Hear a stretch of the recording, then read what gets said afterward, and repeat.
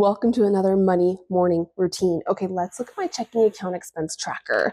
So I only had one thing come out with my life insurance that brought my balance down to $2,198. Now I am still watching that car insurance payment from my insurance is still pending, and so with that pending, my balance is about $1,048, which is right where I want to be with my checking account cushion. But if we go over here and we write down in my budget that life insurance that came out, right? That's one of the ones that we were waiting for, 810. So the only one I have is YouTube TV. So I'm gonna have about $900 in my checking account cushion once all of my bills clear, and that's perfectly fine. That's exactly where I want to be. I like to try to keep about $1,000 in my checking account at all times. Okay, so now that that's done, and I had no cash spending as well. So we are gearing up for closing out my budget on Friday. So I track from the first until the last day of the month. So let's go to March. All right, this is my March calendar. Now, I get a lot of questions about people who get paid multiple times a month. How do you track your spending with that? How are you rolling over things?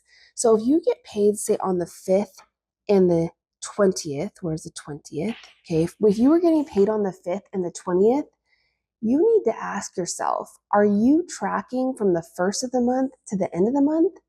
Or are you tracking from your first paycheck of the month to the first paycheck of the next month? Determining what tracking period works for you is just trial and error. Try it both ways. Now, for me, I've always been a tracker that tracked from the first of the month to the last day of the month. Now, no matter which way you do it, you're always, if there is money in your checking account, right? Like if you are tracking your spending from the first paycheck of the month to the first paycheck of the next month, you're going into the next month, which would be April, with money in your checking account, right? You're still tracking. So maybe I need to do a YouTube video to cover that, because fun fact, I used to get paid on the 5th and the 20th. I lost the 20th again, the 5th and the 20th, but I tracked from the first to the last day of the month.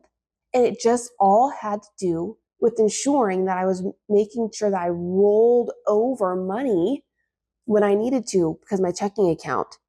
So, but because we are gearing up to close my budget on Friday, which a lot of us are, you need to have your budget calendar. It should have been done 2 weeks ago.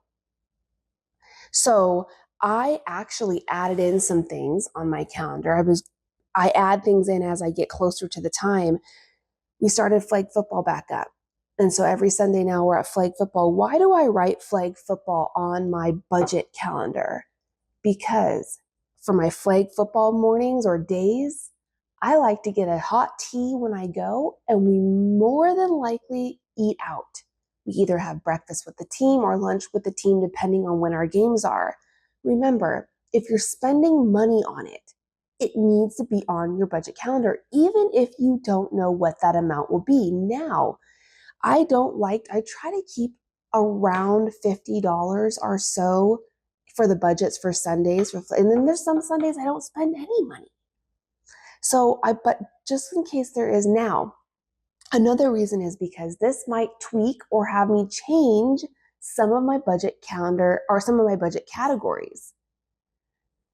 Depending, because this is new.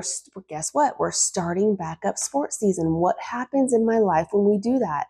I tend to increase my fund budget a little bit. So another thing that popped up, James has a concert that popped up. Also on Saturday the 8th, I'm doing a snowshoeing, a little adventure with my girls. I have not written that in yet, but I will. So I'm just writing things in as I go. Remember, the budget calendar needs to be done before you create your budget. Now, because I'm closing out on Friday, my budget's done. I even have my cash envelopes printed. I just have to cut them out and make them. But I went with a St. Patrick's Day theme for March, because we have St. Patrick's Day in March falls on the 17th. So that's why I did some doodles for St. Patrick's Day. I also, for that day, like to do green sourdough bread for my family, and we have little bread bowls with soup. I know a lot of people do special recipes for St. Patrick's Day. That's what we like to do. Anyway, so my envelopes are done. The other thing I need to do is I need to write my cash envelope teller slip. I did my cash envelope breakdown, but I need to do my teller slip to bring with me now. Let's look at my March budget for a second. Okay, got my paycheck from the budget mom, $7,200. Okay, so James's allowance, $50. I have my fixed expenses all done. My Chewy's back at $263. All right, then down here for my variable expenses, you can see I have $900 for food. Now this is what I'm talking about, this $100 for fun. Now, this is why I have my miscellaneous envelope. If I need to increase my fund, I'll dip into my miscellaneous envelope. But like I said, I want to gauge.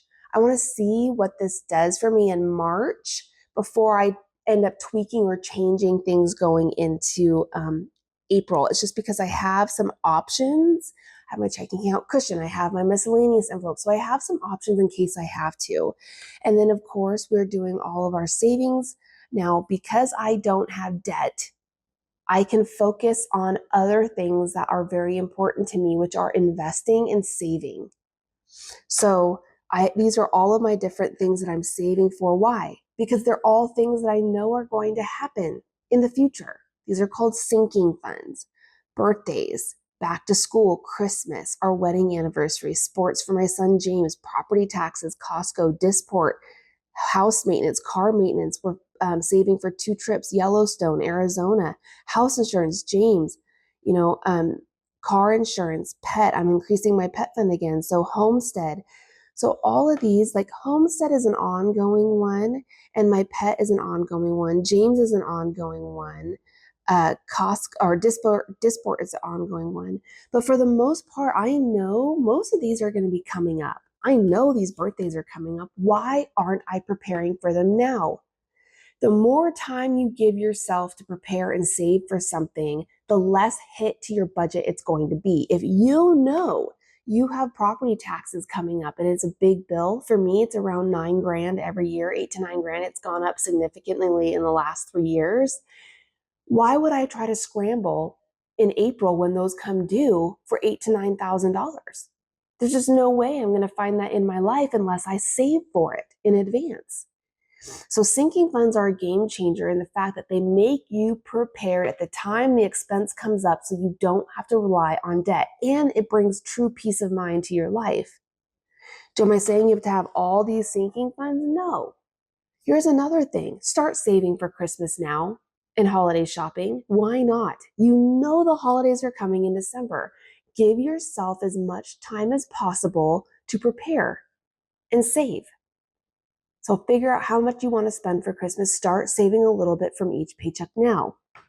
So March budget. Also, I have my April calendar prepped. I just don't have anything really written down on there.